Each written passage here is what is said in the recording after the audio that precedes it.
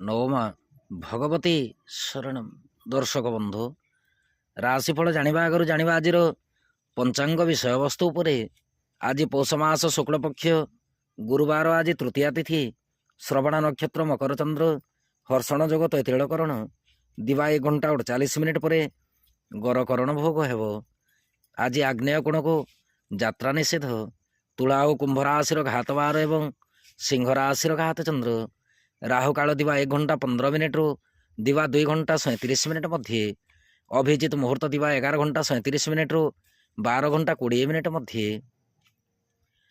କାଳପୁରୁଷ ଚକ୍ର ଅନୁସାରେ ଆଜିର ଗ୍ରହସ୍ଥିତି: ବୃହସ୍ପତି ବୃଷ ରାଶିରେ, ମଙ୍ଗଳ କର୍କଟ ରାଶିରେ, କେତୁ କନ୍ୟା ରାଶିରେ, ବୁଧ ବିଛା ରାଶିରେ, ରବି ଧନୁ ରାଶିରେ, ଚନ୍ଦ୍ର ମକର ରାଶିରେ, ଶୁକ୍ର ଶନିଯୁକ୍ତ ହୋଇକି କୁମ୍ଭ ରାଶିରେ ଏବଂ ରାହୁ ମୀନ ରାଶିରେ ଗୋଚର କରିବେ।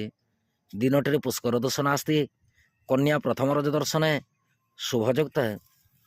ଚନ୍ଦ୍ରମା ଆଜି ସ୍ୱନକ୍ଷତ୍ରରେ ମକର ରାଶିରେ ଗୋଚର କରିବେ। ଫଳରେ ମେଷ ରାଶି ଠାରୁ ମୀନ ରାଶି ପର୍ଯ୍ୟନ୍ତ ଦ୍ୱାଦଶ ରାଶି ଉପରେ ଚନ୍ଦ୍ରମାଙ୍କ କେଉଁ ପ୍ରକାର ପ୍ରଭାବ ରହିବ, ଉକ୍ତ ବିଷୟବସ୍ତୁ ଉପରେ ପରିଚିତ ହେବା। କାଳପୁରୁଷ ଚକ୍ରର ପ୍ରଥମ ରାଶି ମେଷ ରାଶି। ମେଷ ରାଶି ବ୍ୟକ୍ତି ବିଶେଷଙ୍କ ପାଇଁ ଦିନଟିରେ ଚନ୍ଦ୍ରମା ରାଶି ଠାରୁ ଦଶମ ସ୍ଥାନରେ ଗୋଚର କରିବେ। ଫଳରେ କାର୍ଯ୍ୟକ୍ଷେତ୍ର ଏବଂ ବ୍ୟବସାୟରେ ସୁଖ ସମ୍ମାନ ପ୍ରାପ୍ତି ହେବ। ସରକାରୀ ବେସରକାରୀ କର୍ମକୁ ନେଇକି ଉନ୍ନତିମୂଳକ କର୍ମ ସମ୍ପାଦନ କରିବେ। ଦାମ୍ପତ୍ୟ ଓ ପ୍ରେମ ସମ୍ପର୍କ ସୁଖଦ ରହିବା ସହିତ ଆର୍ଥିକ ସ୍ଥିତି ଅତି ଉତ୍ତମ ଅଟେ। ସ୍ୱାସ୍ଥ୍ୟ ଶରୀର ସବଳ ରହିବ। ଯାତ୍ରା ପାଇଁ ଦିନଟି ଆପଣଙ୍କ ପକ୍ଷରେ ଯିବ। ବିଦ୍ୟାର୍ଥୀ ଓ ମହିଳାମାନେ କାର୍ଯ୍ୟକ୍ଷେତ୍ରରେ ସମ୍ମାନ ପ୍ରାପ୍ତି କରିବେ। ଆପଣଙ୍କ ପାଇଁ ଶୁଭ ରଙ୍ଗ ଆଜି ଫିକା ଗୋଲାପୀ ରଙ୍ଗ, ଶୁଭ ଅଙ୍କ 4। ଆପଣ ଆଜି ଦୁମ୍ ଦୁର୍ଗାୟ ନମଃ ଏହି ମନ୍ତ୍ରକୁ ପଠନ କରନ୍ତୁ। ଦିନଟି ଅତ୍ୟନ୍ତ ସୁଖଦ ରହିବ।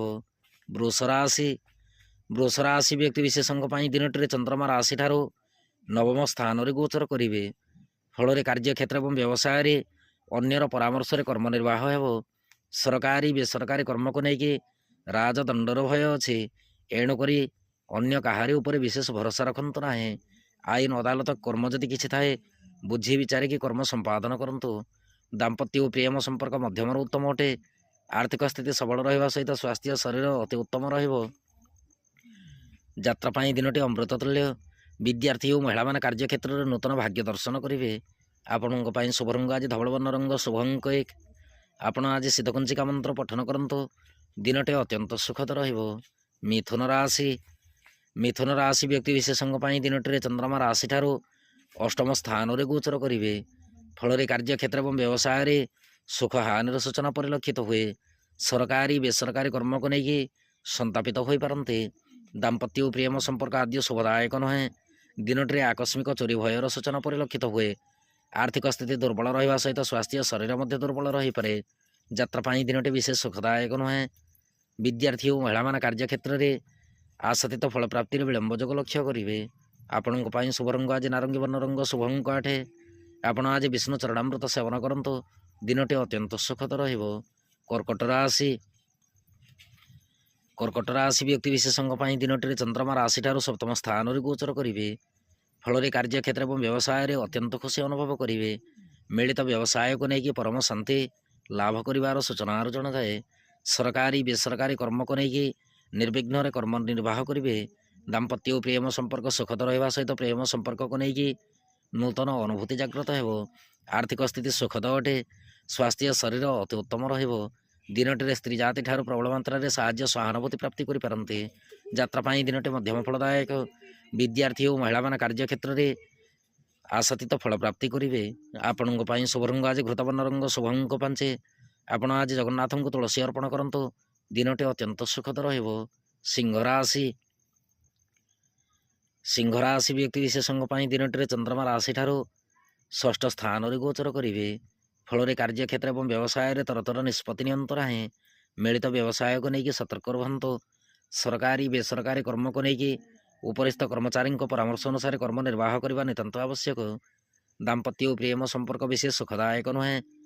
ଆର୍ଥିକ ସ୍ଥିତି ଦୁର୍ବଳ ରହିବା ସହିତ ସ୍ୱାସ୍ଥ୍ୟ ଶରୀର ମଧ୍ୟ ଦୁର୍ବଳ ରହିପାରେ। ଦିନଟିରେ ଗୁପ୍ତ ଶତ୍ରୁ ଜାତ ହୋଇପାରନ୍ତି। ଯାତ୍ରା ପାଇଁ ଦିନଟି ମଧ୍ୟମ ଫଳଦାୟକ। ବିଦ୍ୟାର୍ଥୀ ଓ ମହିଳାମାନେ କାର୍ଯ୍ୟକ୍ଷେତ୍ରରେ କ୍ରୀଡ଼ା ପ୍ରତିଯୋଗିତାରେ ଉତ୍ତମ ଫଳ ପ୍ରାପ୍ତି କରିବେ। ଆପଣଙ୍କ ପାଇଁ ଶୁଭ ରଙ୍ଗ ଆଜି ଫିକା ଗୋଲାପୀ ରଙ୍ଗ, ଶୁଭ ଅଙ୍କ 3। ଆପଣ ଆଜି ଦେବୀ ମନ୍ଦିରରେ ଘୃତ ଦୀପ ଅର୍ପଣ କରନ୍ତୁ। ଦିନଟି ଅତ୍ୟନ୍ତ ସୁଖଦ ରହିବ। କନ୍ୟା ରାଶି।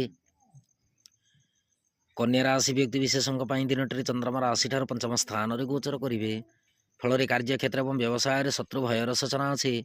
ସରକାରୀ ବେସରକାରୀ କର୍ମକୁ ନେଇକି ଅପ୍ରୀତିକର ଘଟଣା କିଛି ଘଟିତ ହୋଇପାରେ। ଦାମ୍ପତ୍ୟ ଓ ପ୍ରେମ ସମ୍ପର୍କ ସଦୃଢ଼ ରଖନ୍ତୁ। ସହଧର୍ମିଣୀଙ୍କ ପରାମର୍ଶ ଅନୁସାରେ ଗୃହ କାର୍ଯ୍ୟ ସମ୍ପାଦନ କରନ୍ତୁ। ଆର୍ଥିକ ସ୍ଥିତି ମଧ୍ୟମର ଉତ୍ତମ ଅଟେ। ଆବଶ୍ୟକ ସ୍ଥଳେ ଋଣ ଗ୍ରହଣ କରିପାରନ୍ତି। ସନ୍ତାନ ସନ୍ତତିଙ୍କ କାର୍ଯ୍ୟକଳାପ ଉପରେ କଡ଼ା ନଜର ରଖନ୍ତୁ। ଯାତ୍ରା ପାଇଁ ଦିନଟି ମଧ୍ୟମ ଫଳଦାୟକ। ବିଦ୍ୟାର୍ଥୀ ଓ ମହିଳାମାନେ କାର୍ଯ୍ୟକ୍ଷେତ୍ରରେ ସ୍ୱାସ୍ଥ୍ୟ ହାନିର ସୂଚନା ଲକ୍ଷ୍ୟ କରିବେ। ଆପଣଙ୍କ ପାଇଁ ଶୁଭ ରଙ୍ଗ ଆଜି ସବୁଜ ବର୍ଣ୍ଣ ରଙ୍ଗ, ଶୁଭ ଅଙ୍କ 1। ଆପଣ ଆଜି ରାମ ରକ୍ଷା ସ୍ତୋତ୍ର ପାଠ କରନ୍ତୁ। ଦିନଟି ଅତ୍ୟନ୍ତ ସୁଖଦ ରହିବ। ତୁଳା ରାଶି ବ୍ୟକ୍ତି ବିଶେଷଙ୍କ ପାଇଁ ଦିନଟିରେ ଚନ୍ଦ୍ରମା ରାଶିଠାରୁ ଚତୁର୍ଥ ସ୍ଥାନରେ ଗୋଚର କରିବେ। ଫଳରେ କାର୍ଯ୍ୟକ୍ଷେତ୍ର ଏବଂ ବ୍ୟବସାୟରେ ଦ୍ରବ୍ୟ ନଷ୍ଟର ସୂଚନା ଅଛି।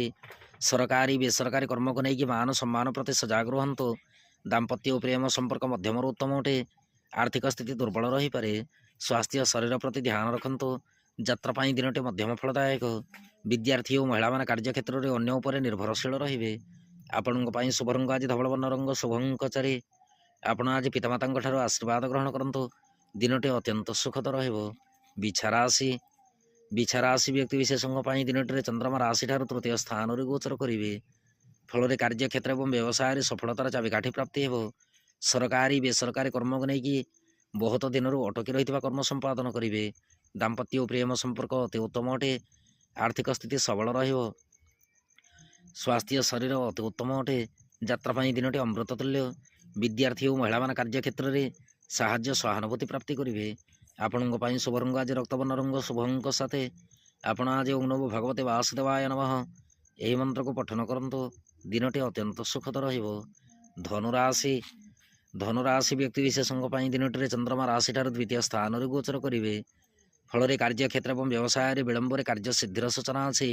ମିଳିତ ବ୍ୟବସାୟକୁ ନେଇକି ତରତର ନିଷ୍ପତ୍ତି ନିଅନ୍ତୁ ନାହିଁ।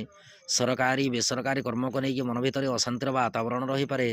ଦାମ୍ପତ୍ୟ ଓ ପ୍ରେମ ସମ୍ପର୍କ ମଧ୍ୟମରୁ ଉତ୍ତମ ଅଟେ। ଦିନଟିରେ ପଡ଼ୋଶୀ କଳହ ଜାତ ହୋଇପାରେ। ଦିନଟିରେ ଜ୍ଞାତି ପରିବାର ବନ୍ଧୁବର୍ଗ ମଧ୍ୟ ଅଶାନ୍ତିର ବାତାବରଣ ରହିପାରେ।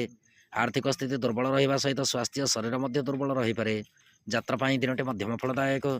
ବିଦ୍ୟାର୍ଥୀ ଓ ମହିଳାମାନେ କାର୍ଯ୍ୟକ୍ଷେତ୍ରରେ ଅନ୍ୟ ଉପରେ ନିର୍ଭରଶୀଳ ରହିବେ। ଆପଣଙ୍କ ପାଇଁ ଶୁଭ ରଙ୍ଗ ଆଜି ଘୃତବର୍ଣ୍ଣ ରଙ୍ଗ, ଶୁଭ ଅଙ୍କ 1। ଆପଣ ଆଜି ଦୁର୍ଗା ନାମାକ୍ଷରୀ ମନ୍ତ୍ର ପଠନ କରନ୍ତୁ। ଦିନଟି ଅତ୍ୟନ୍ତ ସୁଖଦ ରହିବ। ମକର ରାଶି ବ୍ୟକ୍ତି ବିଶେଷଙ୍କ ପାଇଁ ଦିନଟିରେ ଚନ୍ଦ୍ରମା ରାଶିରେ ଗୋଚର କରିବେ। ଫଳରେ କାର୍ଯ୍ୟକ୍ଷେତ୍ର ଏବଂ ବ୍ୟବସାୟରେ ସ୍ୱାଧୀନ ଭାବେ କର୍ମ ସମ୍ପାଦନ ହେବ।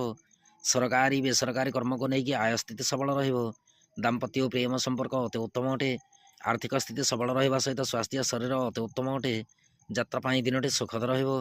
ବିଦ୍ୟାର୍ଥୀ ଓ ମହିଳାମାନେ କାର୍ଯ୍ୟକ୍ଷେତ୍ରରେ ନିର୍ଦ୍ୱନ୍ଦ୍ୱରେ କର୍ମ ନିର୍ବାହ କରିବେ। ଆପଣଙ୍କ ପାଇଁ ଶୁଭ ରଙ୍ଗ ଆଜି ଧବଳ ବର୍ଣ୍ଣ ରଙ୍ଗ, ଶୁଭ ଅଙ୍କ 4।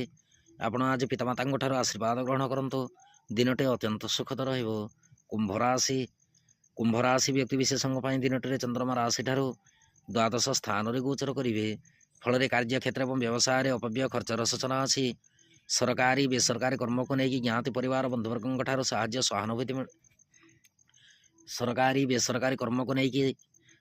ସହାନୁଭୂତି ମିଳିପାରେ। ଦାମ୍ପତ୍ୟ ଓ ପ୍ରେମ ସମ୍ପର୍କ ସୁଖଦ ରହିବା ସହିତ ଆର୍ଥିକ ସ୍ଥିତି ଅତି ଉତ୍ତମ ଅଟେ। ଦିନଟିରେ ନୂତନ ବନ୍ଧୁ ମିଳନର ସୁଯୋଗ ପ୍ରାପ୍ତି କରିବେ। ସ୍ୱାସ୍ଥ୍ୟ ଶରୀର ଅତି ଉତ୍ତମ ରହିବ। ଯାତ୍ରା ପାଇଁ ଦିନଟି ସୁଖଦ ଅଟେ। ବିଦ୍ୟାର୍ଥୀ ଓ ମହିଳାମାନେ କାର୍ଯ୍ୟକ୍ଷେତ୍ରରେ ପରୋପକାର କରି ପ୍ରଶଂସାର ପାତ୍ର ହେବେ। ଆପଣଙ୍କ ପାଇଁ ଶୁଭ ରଙ୍ଗ ଆଜି ସବୁଜ ବର୍ଣ୍ଣ ରଙ୍ଗ, ଶୁଭ ଅଙ୍କ 9। ଆପଣ ଆଜି ରାମ ରକ୍ଷା ସ୍ତୋତ୍ର ପାଠ କରନ୍ତୁ। ଦିନଟି ଅତ୍ୟନ୍ତ ସୁଖଦ ରହିବ। ମୀନ ରାଶି ବ୍ୟକ୍ତି ବିଶେଷଙ୍କ ପାଇଁ ଦିନଟିରେ ଚନ୍ଦ୍ରମା ରାଶିଠାରୁ ଏକାଦଶ ସ୍ଥାନରେ ଗୋଚର କରିବେ। ଫଳରେ କାର୍ଯ୍ୟକ୍ଷେତ୍ର ଏବଂ ବ୍ୟବସାୟରେ ସଦାସର୍ବଦା ଉତ୍ସାହିତ ରହିବେ। ସରକାରୀ ବେସରକାରୀ କର୍ମକୁ ନେଇକି ପଦ ମର୍ଯ୍ୟାଦା ବୃଦ୍ଧି ହେବ। ଦାମ୍ପତ୍ୟ ଓ ପ୍ରେମ ସମ୍ପର୍କ ଅତି ଉତ୍ତମ ରହିବ।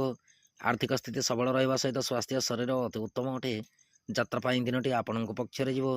ବିଦ୍ୟାର୍ଥୀ ଓ ମହିଳାମାନେ କାର୍ଯ୍ୟକ୍ଷେତ୍ରରେ କୃତିତ୍ୱ ଅର୍ଜନ କରିବେ। ଆପଣଙ୍କ ପାଇଁ ଶୁଭ ରଙ୍ଗ ଆଜି ପୀତବର୍ଣ୍ଣ ରଙ୍ଗ, ଶୁଭ ଅଙ୍କ 7। ଆପଣ ଆଜି କ୍ଳିଙ୍ଗ ମନ୍ତ୍ରକୁ 54 ଥର ପଠନ କରନ୍ତୁ। ଦିନଟି ଅତ୍ୟନ୍ତ ସୁଖଦ ରହିବ। ଦର୍ଶକ ବନ୍ଧୁ, ଇଏ ଥିଲା ମେଷ ରାଶି ଠାରୁ ମୀନ ରାଶି ପର୍ଯ୍ୟନ୍ତ ଦ୍ୱାଦଶ ରାଶିର ରାଶିଫଳ ଏବଂ ଆଜିର ପଞ୍ଚାଙ୍ଗ ବିଷୟବସ୍ତୁ। ଏବେ ଅନୁମତି ଦିଅନ୍ତୁ। ନମଃ ଭଗବତୀ ଶରଣ।